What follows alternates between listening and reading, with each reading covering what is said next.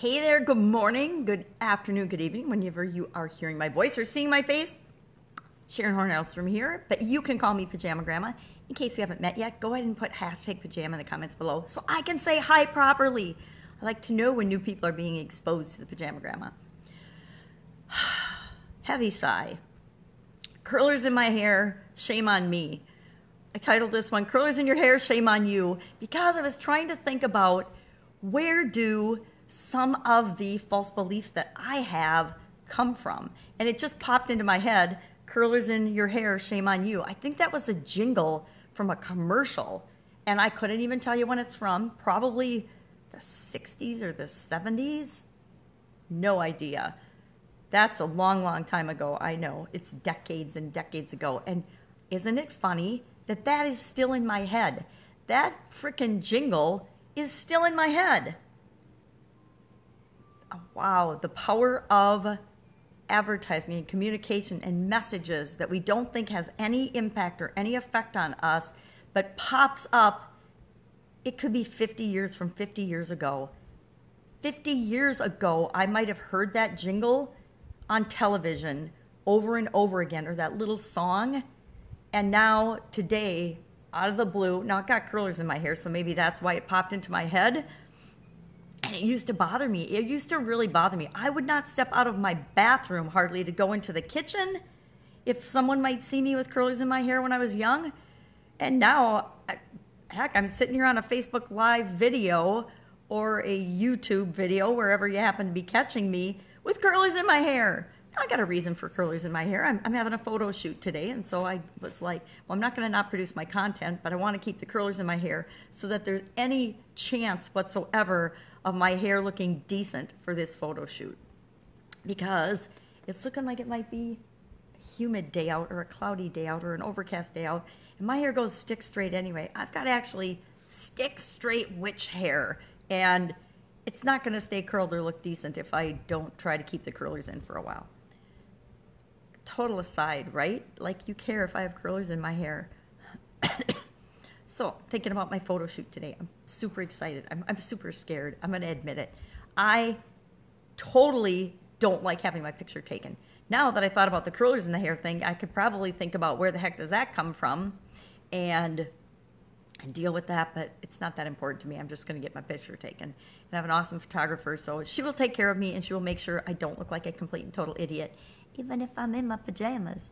Now, part of why I'm in my pajamas, folks, I don't know if I've ever explained this or really been upfront and open about it. I'm older. I just said I'm Pajama Grandma. I'm older, right? And I spent a lot of years, like probably a lot of you might have experienced, or you personally might have experienced, being what I thought other people thought I should be, acting how I thought other people thought I should act, and just conforming with whatever my surroundings were, whatever environment I found myself in. I found myself going kind of with the flow and conforming. Now, I've always still kind of been a little bit on the edge of that, because I've always been very independent and very myself. And, you know, took a lot of grief for that over the years and had a lot of peer pressure.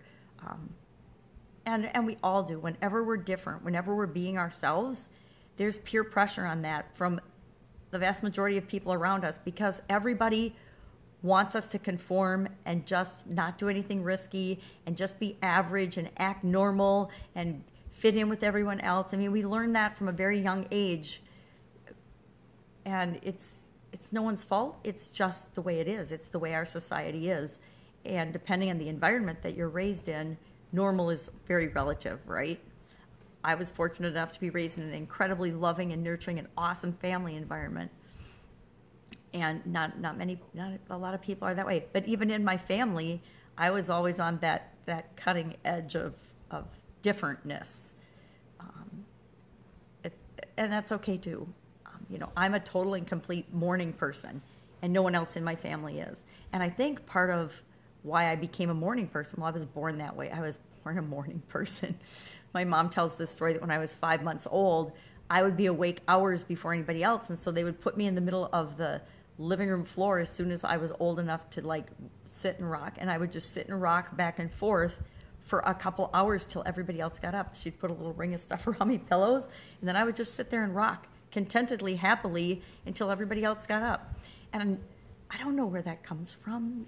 I don't know the answer to that, but I do know that makes me happy. I love getting up in the morning early before anybody else gets up. I love the morning and the ability to just slowly sip my coffee as the sun comes up and watch the sun come up and just be grateful that it's a brand new day.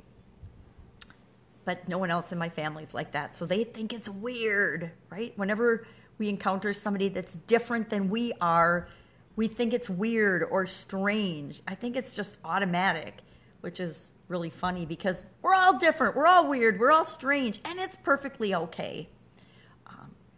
But I think until we get to the point where we give ourselves permission to be just who we are, we struggle, and we struggle a lot. And I will admit, I've struggled a lot over my life, up to the point of having a sudden cardiac arrest and maybe not being here anymore. But I'm still here, so obviously that didn't stick. So I'm thinking a lot about how important it is that we do show up and be ourselves. All of this was to get around to the topic of why I show up in my pajamas. I show up in my pajamas because it is my filter for separating the people that can understand the message that I'm sharing from the people that just want to judge. She can't possibly know anything. She's totally incompetent. She's showing up in her pajamas, so I can't possibly listen to anything she has to say. Now, I'm not out in public in my pajamas. If I'm out of my house and I'm doing stuff, I get dressed just like everybody else, with the exception of one marketing event that I did attend in my bathrobe, but that was very intentional. That was when Pajama Grandma was born, and there again, to separate myself from everyone else by being myself. That is the number one way that we, number one, achieve happiness in life, number two, achieve success in life, number three, get what we want in life, and I'm sure I could make probably an indefinite list of all of the advantages of being ourself, being myself, you being yourself. Number one, I'm counting today. I don't need another number one. Everybody else is taken. We're all unique and special and different. And how we're happy and how our life works out for us is by finding out and discovering and uncovering, and sometimes it takes us a whole lifetime, what it is that we are here to experience. Because really, we're just here to experience life as only we uniquely can. Because that is how we contribute to this amazing planet, this amazing world, and to life, by being ourselves and sharing our gifts, because each of us come with a totally different set of skills and abilities and gifts and opportunities to positively impact other people. So I choose to impact people as the Pajama Grandma. Now, Sharon Horne-Ellstrom, I am the Pajama Grandma. And part of why it came about is as I was transitioning from the offline brick and mortar world of corporate America, which is very regimented, this is how you will behave. I mean, anybody who's worked in corporate America understands what I'm talking about when I talk about the paradigms and the mores and the culture that's within those organizations that you either conform to or you don't. Well, I'm kind of the same way. Either you get who I am when I show up as the Pajama Grandma, or you don't. And if you don't, that's awesome. Go find somebody that you can relate to that isn't in their pajamas and hot rollers some days. That's great. But I still get to be me. I still get to show up as me, because there are people that I interact with, perhaps you, that need to know that it's 100% okay to be yourself, to be whoever you are. Now, I will add the caveat that if you're a total asshole, guess what? You're going to alienate more people. But there's a whole lot of assholes in this world that need your message and want to be associated with you. I'll pass, but whoever you are, whatever your character, who you truly are will attract who it is that is supposed to be in your life. People come in and out of our lives for a reason. I was having a discussion with one of my coaching clients yesterday, and he was really upset because he was having a falling out, and actually a fight, he said, with one of his good friends, a friend of 6 years. And he said it was because of a communication issue, and he expected certain things from a communication standpoint, and she wasn't willing to communicate in that way. And I just reminded him that people come in and out of our lives for a reason and a season, and very few people stay with us our entire life. Now, maybe it's because I'm 58 and I know I've seen people come and go, and I understand that. And I've come and gone in a lot of people's lives, right? We all do. And I just asked him, I said, how many friends are you currently friends with still that you were friends with in high school? You know, I have acquaintances that I knew from high school. I've actually got my 40-year class reunion coming up in a week or so. And I have acquaintances that I knew from high school, but I wouldn't say I'm actually still friends with anybody that I went to high school with, because who I was in high school 40 years ago is entirely different than who I am today. And I will actually hope that whoever you were in high school, and if you're still in high school, then just be you.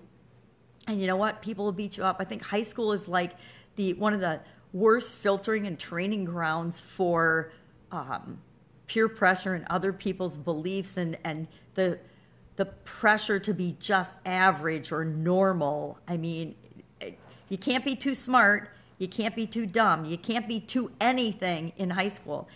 And the issue with the challenge with that is, we think when we get out of high school that ends, but if we look around our world, the world is just one big, actually, junior high school. I don't even think the vast majority of adults are high school behavior age. I think they regress once they've left school, and college, same way. We think that these behaviors and these characteristics that show up that might not be something that we love in other people change after we get out of school, but they don't. They're prevalent in every organization that we're ever involved in. From our churches, some churches that I've been involved in, I have the worst example of non-Christian behavior of anything I've ever seen, or not accepting people that are different. Mind-boggling, since their whole premise is based on loving and accepting other people. It just kind of is mind-boggling. But every organization, every corporation I've ever been in, we all have our own beliefs and our own expectations of the world around us. And we project those on other people very often. Sometimes if we sit back, do you ever sit back and you realize that you're really upset about something that you think someone else did to you, and you take a look and you relive the conversation in your head, because we all do that, right? Relive the same conversation over and over and over again. So we take a 10-second or 30-second clip from our life that just happened and it's in the past, so we can't do anything about it anyway, but we will relive that for ever. Some of us relive a same conversation forever. Some of us will relive a conversation or an incident for years or weeks or months or maybe even hours. I kind of pride myself in, my family used to tease me and say, "Pop the cork, Sherry," when I was a little girl, because I would get really upset about something, I would explode, and then like 30 seconds later or 5 minutes later, it would be as if it never happened. I'd be just going about my happy, merry way again.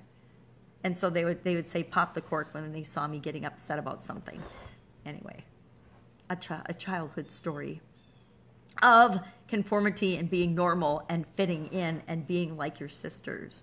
I was never really like my sisters. Love my sisters, amazing human beings.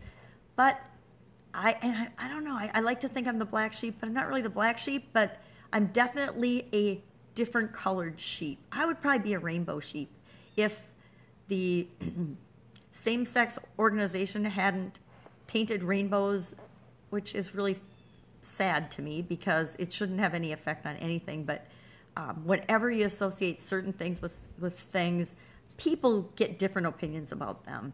Maybe I'm just a unicorn. I'll take Jim Edwards' unicorn approach, and I'll just be a unicorn. Unicorns have rainbow things. They poop rainbows, at least according to Jim. Again, off on a strange tangent today. I am going to get going about my day. Today I've got a photo shoot, obviously, said that. I've got a coaching call at noon. I've got an interview, a pre-interview for an interview, because I've been landing interview subjects right and left lately, which is a cool strategy if you want to know about what I'm doing and how I'm doing that. It is super duper effective. I'm actually kind of delighted with the way it's turning out. We all worry about, I actually have a podcast, Pajama Grandma Podcast, and we all worry about we're not going to be able to find people to interview or guests for our podcast. Oh, so wrong. It is so easy to find people to be guests and to interview for your podcast. It's amazing how easy it is and how fun it is. I just recently started adding interviews. I was just doing my podcast myself, and I love interviewing people. I forgot. I used to be a journalist in high school, and I loved interviewing people. And I've been doing it my whole life to learn and to grow and to get inside scoop on different things. And I didn't even realize it, that I've been doing it my whole life, which is part of why I love it, which is why I think it's easy for me. All right, enough rambling. I actually love you. I love you all. I love every single one of you that you listen to me and that you accept me. And I only get a few haters, and they go away because I'm going to show up as who I am. I'm going to show up with my growling tummy in my bathrobe or pajamas most of the time. And again, don't think that that's random. It's 100% on purpose. I am going to show up as me, and I want you to show up as you too. Have a fantastic day. I will see you tomorrow. Today was day 210 of What's She Up To Now as I transition from the offline business world to the online business world. And of course, I'll always be a hybrid of both. You be you. I'll be me too. Have a terrific day. Be awesome. Be your totally awesome self. Pajama Grandma, Sharon Horne-Ellstrom, out.